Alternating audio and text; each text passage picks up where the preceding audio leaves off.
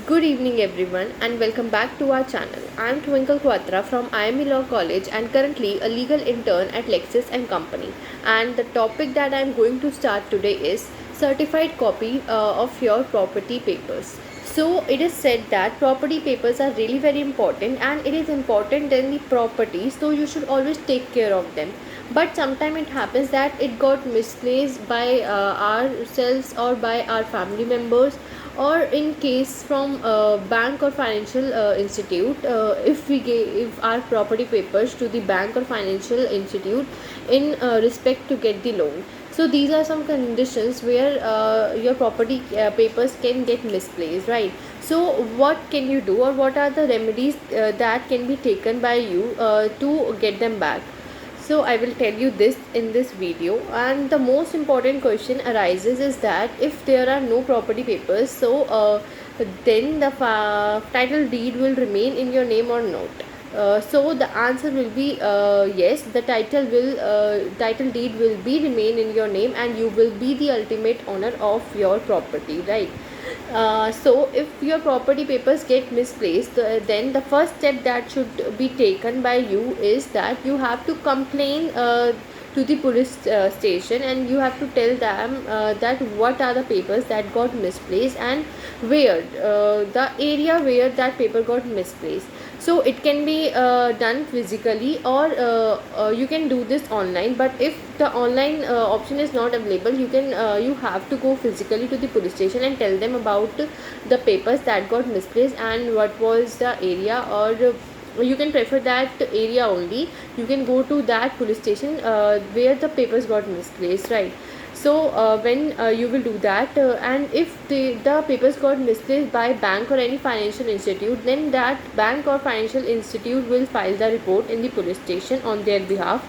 And after this, you will get a misplaced number by the police station, and this will help you further in your procedure. And the second option, or you should do this for your safety as well as for your property safety. You have to publish the news in the daily newspaper of your area that your property paper have been misplaced. And if anybody will use that misplaced paper for any deal, or for getting any money, then there will be no responsibility, or there will be no liability from your end. So if you will publish this in the newspaper, then if there will be any deal taken, or any deal will be done without your presence, then that newspaper publication will help you. And as well as that police station that have given you the misplaced number, that will also help you. So these both the things will help you if any fraud will happen in future.